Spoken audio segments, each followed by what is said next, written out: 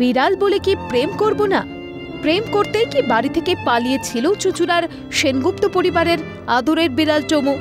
প্রশ্নটা উঠছে, ওঠাই স্বাভাবিক, কারণ বিড়াল বলে কি প্রেম করা মানা? সরস্বতী পুজোয় মানুষটা হাতে হাত দিয়ে ঘুরবে, কিন্তু বিড়ালরা কেন ঘুরবে না? অদৃষ্ট জানে, সে কারণেই হয়তো বাড়ি থেকে পালিয়েছিল টমু। কিন্তু প্রেমের কথা কেন বলছে? আমরা সিএন প্রথম খবর করি।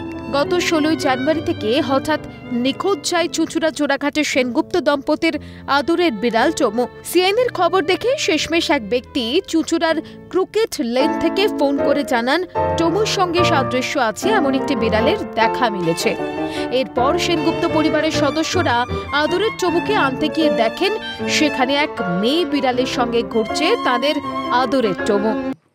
ক্রিকেট লেনে হেভেন্স বলে যে ফ্ল্যাটটা আছে, তার পাশে যে গলিটা আছে, ভিতরে ঢুকে দুটো বাড়ি গিয়ে ভিতরে একটা বাড়িতে একটা মেয়ে বিড়াল আছে, মেয়ে বিড়ালের পেছনে দৌড়াচ্ছে। ঠিক 1 মাস বয়সে কুড়িয়ে পাওয়া বিড়াল ছানাকে বাড়িতে নিয়ে এসে সন্তান স্নেহে বড় করেছেন চুঁচুড়া জোড়াঘাটের সেনগুপ্ত দম্পতি। পোষ্যের নাম রেখেছিলেন টমু। সেই টমুকে কোথাও খুঁজে না পেয়ে শহর জুড়ে সন্ধান চাই পোস্টার ফেলেন ওই দম্পতি।